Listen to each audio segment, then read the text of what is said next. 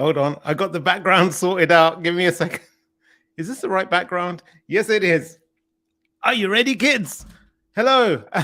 Welcome. I am Javvad Malik, a cybersecurity legend, an absolute delight to be around, and probably one of the most humble geniuses you will ever meet.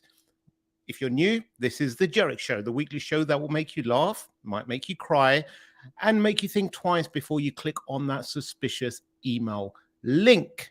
Tonight, we'll be talking about three of the most dreaded words in the cybersecurity world: ransomware, phishing, and stolen backups. So grab yourself a cup of coffee and get ready to, with your comments and love. So if I can find the button. Welcome to the Erich Show, featuring your hosts, Javvad Malik and Eric Krohn. Timely topics, poorly presented. Well, that was a bit of a mess to start off with. You're going to think, oh, wow, this is really poorly presented. It's almost as if that's the point. Anyway, let me introduce you to my co-host, the man who I believe was born on a freeway, because that's where most accidents happen. Welcome, Eric Krohn. How you doing? Yeah, good morning. One of these days you're going to get the intro sequence right. I mean, we can't change the tagline. We're 110 episodes or something into this, man. And you still do it. Wait till the end of the show. When you go to hit stop, watch his eyes, folks. He's going to be doing this number, seeing if he actually click the end broadcast button. But no, how are you? I'm good, thanks. I'm good. How about you? You know, this, and I say this not even tongue in cheek. This is like the highlight of my week, usually, is when we do the show on Fridays. It's fun. It's great. I am exhausted. Woke up in the middle of the damn night again, thinking about wells, like for your house, and water and getting stuff out of the ground. Yeah. Yeah. Oh, please carry on. Is the music distracting you? I'm coffeeing, though, to make up for that stupidity in the middle of the night. Wow. I mean, I'm sure this is why people tune in, because they want to hear all about what they want to know us, Javvad. They don't tune in for the stories. They tune in for the hosts, man. Are you new to this gig? Speaking of hosts, we're like brothers today. We're wearing the same shirt. I know. And we totally didn't plan this either. That's awesome. We didn't. Whoever made these shirts is fantastic, smart person. Yeah. It was a very limited run, apparently. It was, yeah, because immediately after this, the printer that I used to sublimate these exploded. I have a replacement, haven't set it up yet, but these are special. Cool. Anyway, let's jump into the big story of the day. And this is hot off the press. This isn't from earlier in the week. This morning, I woke up to this story, and it is the Department of Justice disrupts major ransomware group. This major group that they're talking about is Hive, and they were prolific, and they extorted like loads. Apparently, they made over 100 million over their time. But what the Department of Justice said, like they cooperated with Europol. There were some German authorities, some Dutch, some they're all part of. They all got together and done a bit of like collaboration, which is always great when you hear of these takedowns. And apparently they had infiltrated Hive about 6 months ago. And what they were doing, they were warning potential victims prior to them getting breached or getting hit by ransomware successfully. And they estimate they must have saved people over $130 million in the process. So actual numbers to back up something that they're doing. I think this is a great outcome. What are your takeaways from it, Eric? No, you know what? I love this. It's about time. And, we see this occasionally, but I always got to cheer for it, and I know this was kind of a hackback sort of thing, which is awesome. That, we're being more offensive against these guys than always just an American thing to say, isn't it? Such an American thing to say. Absolutely. Come on now. Got our guns and we went after them. We were on the offense. The best defense is a strong offense. With a group like this, come on, we can't just sit back and let it happen. I mean, the thing about Hive is, and I think really what brought them to such scrutiny is not only the fact that they are so prolific. I mean, they're one of the most active groups out there, but they also enjoyed targeting stuff like hospitals and governments, and that kind of makes those people upset. Tomato. I mean, it's a bit like if you're leaving your systems out there for the taking, a criminal's going to come out there. I think it's I'm not entirely convinced that they deliberately went after hospitals just because they were hospitals. They probably went after them because, hey, they're easy to exploit and they've got money to pay. But like with DarkSide, they hit enough stuff to get law enforcement to look their way, and focus on them. I mean, that these are still affiliate run programs. This is ransomware as a service. It always is. And the fact is, they took down the infrastructure. They managed to get all that. They got the keys. They got all that going. Yay. Did they arrest anyone yet? I don't think so. Not that I know of. No. So this is where I'm hoping those 6 months prior of like surveillance that they've been going.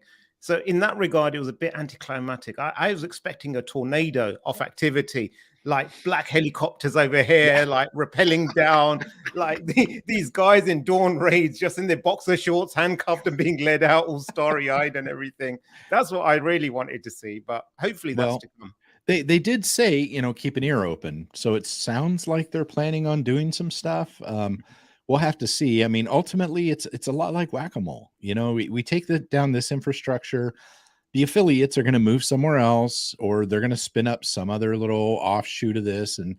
But it does take them out of the game for a while, which is good when you're one of the most prolific ones. Yeah. The problem is there's no shortage of other people to jump in. Yeah.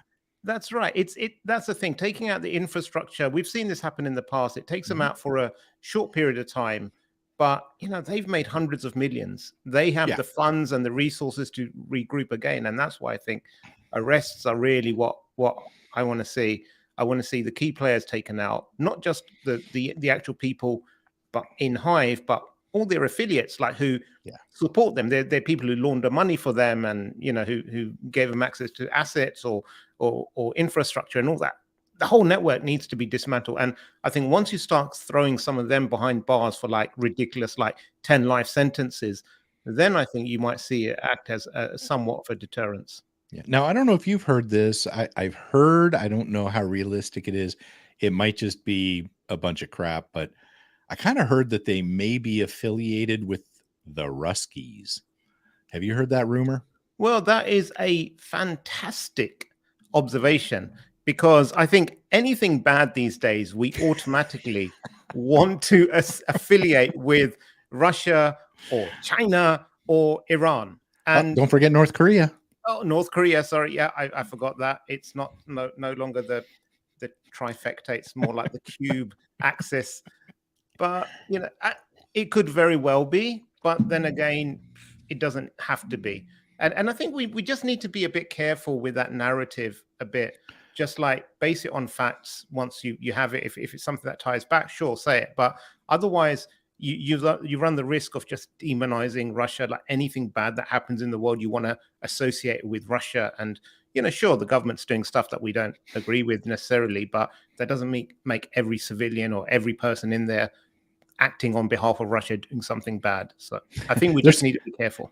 There's some irony to the fact that not that long ago, Ukraine was also part of that list in a lot of ways. Yeah, that's right. That's right. So funny how the turns table.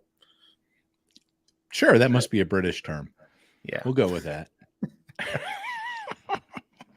Okay, so CSAT, which have been very busy this week, they say there was at least 2 federal agencies that were attacked in a refund scam through RMM. And like you guess, it was phishing emails sent to people. Oh. Yeah, shocking. And they get them to download RMM, and it runs locally, so you don't need admin to execute it. And then they got people to say, oh, we refunded you too much money, so can you go log into your bank accounts while they were connected to it? So they got all their access, and they stole money. And that's bad enough. But you think about these agencies, and the fact that, okay, on the surface, this might only be financial crime. Maybe that's the best case scenario. Worst case, it could be that's something where you can think like, okay, if a foreign state unfriendly to the US wanted to get into some federal, offices or what have you, this is a really good way to get in. Yeah. And RMM software, the thing about it, and you'll be proud of me this week, Javad. I didn't put up the story that I was quoted in. I actually put up the story you were quoted in. I was quoted in Dark Reading. Yeah. I haven't even noticed it. Yeah, I think you're down here somewhere. But you were quoted in this one. I was quoted in Dark Reading. But the thing about this is, with RMM software, I mean, it runs at basically the admin levels, right? It has all these great permissions. It's also a tool that a lot of times gets excluded from the security views, if you will. Like we look at it and we expect it to do funky stuff, so we trust it and exclude it. We don't have it locked down a bunch of stuff. So it's kind of interesting that they go this route, and there's a good reason for it, though. It does make it kind of hard to see what's going on. But again, phishing, it's why we work where we work. We don't do this show because of where we work, but for the love of all that's good in this world, when you start looking around and you start seeing how these things start, it's almost inevitable that it's phishing, which we were fighting, 25 years ago. Yep. BlackBerry released a threat intel report this week, a few days ago. I don't have it to hand right now, but I'm sure we could dig it up again. But and very nice of them. They didn't put it behind an info wall or anything. You just click it and the PDF shows up. So wow, that's really good. But I was just having a skim read through it again. All the top actors they were looking at, it's like, well, they're getting through phishing, or it's a fake invoice that looks like it belongs. It's just the same old tactics again and again. So those are things that we need to be focusing on. I'm not sure. Criminals do not want to imagine a world where phishing does not work, because that will be out of business then altogether. It should tell you, though, how fundamentally broken security, especially in the identity and access management side of the internet, is. Because these people, you can be whoever you want to be, do whatever you want to do. Do you remember back in the early days of the internet, to get a domain name, you had to submit all kinds of stuff. You had to get approved through NetSol, right? Network Solutions. They played a really, really tight game on that. And now it's just like, oh, whatever, everybody you can register 100, 1,000 a day. Nobody really cares. But it's so fundamentally broken at that level, where people can spoof and hide and all that kind of stuff. There's other things too that, and this is kind of a side story. I'm working with one of the local tech incubators here. It's called the Tampa Bay Wave. And I was talking to a guy the other day about his startup and what he's doing. And he was telling stories. He's a super host with the Airbnb. And he was talking about how people will rent these things, and he gets like takedown letters all the time from ISPs and stuff, because they connect to the internet and they start downloading all kinds of wacky crap from within the Airbnb. So he gets like cease and desist from Disney. He gets, in one case, it was like child porn being uploaded from somewhere there. And it wasn't even the people that were renting the property. They had been to the property for a party, and the Wi-Fi password was actually written on there because it's an Airbnb.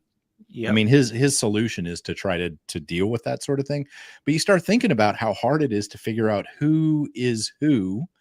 And, they do this kind of stuff, and he's the one getting beat up for it. It's just kind of interesting how far we've come down this road, and still that part is broken. It is indeed. It is indeed. Wow. I thought this was going to be like a 2-minute detour. You start going down like your whole life story and woes and everything I about think your I think the coffee just hit a little. I'm waking up for the first time today. Okay, so go to. I Mm. always remember my first computer, the Spectrum. It was like 10 print hello world, 20 go to 10. And you hit Yeah. run and it built. If then, yeah. This Yeah. is the one you're actually quoted in. I'm sorry, I was wrong. This is the one you're Yes, quoted in. yes. So I did do a quick find on there and I couldn't find it. And I was like, right. So GoTo is the parent company of LastPass. LastPass. That's the one. Yes. Our multi-winner. Yes. And not friend of the show. Oh man, but having said that, GoTo or LastPass, if you want to sponsor the show, we'll take your money. Absolutely. And we'll start saying nice things about you. We have no morals. We have no morals. We can consider it like for 1 week, we can consider it like one of those romantic interludes, get away for the weekend and then come back and ghost each other, like never speak again. So if you want to sponsor us, we'll have to write in the contract, we will overlook 2 breaches. That should last about 6 months. And that's it. The more I just see this kind of stuff over and over again with this group. Yeah. Yeah, and they got backups here with the decryption keys and yes. Oh, for the love of all that's good in this world. This is what's okay. So to put it in context, I think it's the same third-party cloud storage that got breached that affected LastPass and GoTo. So clever spin there to say these aren't 2 separate breaches. This is just the one breach, but it's just like ginormous compared to what you thought it was. Yeah, it's all the things. Yeah. And then they say like, oh, your backups were taken, but do not worry, they were encrypted. And then muttering under their breath, oh, but they also got the decryption key while they took the encrypted backups. But they have to figure out how to actually put that in to decrypt it. Okay, yes. So you're probably safe. It's all good, folks. Yeah. So, oh, this is very good. Oh, someone said, look, there you are. If you're a customer and you had any data on there, I would say assume complete breach. You are like completely exposed. All of your data's gone. So think about what someone can do with that data. If there's anything sensitive in their passwords, like reset them, move them away, burn them, salt them. I mean, like they should have been salting the past anyway. But just move away from them and just assume everything's gone, and then be hyper vigilant for anything that comes in. Like these are going to be above average phishing attempts because they've got your data and they can use that to say, oh, hello, I'm calling from one of your partners, and they'll be a legitimate partner because the data might be on the stuff that was stolen, and they could be quoting you invoice numbers, and they can be quoting you stuff. So, it can become really, really convincing. They can get really convincing with that stuff using this. Yeah, this stuff. This isn't OSINT because it's not really open source. No. But they can build this into stuff that's incredibly convincing. Now, on a plus note, this will be interesting to see.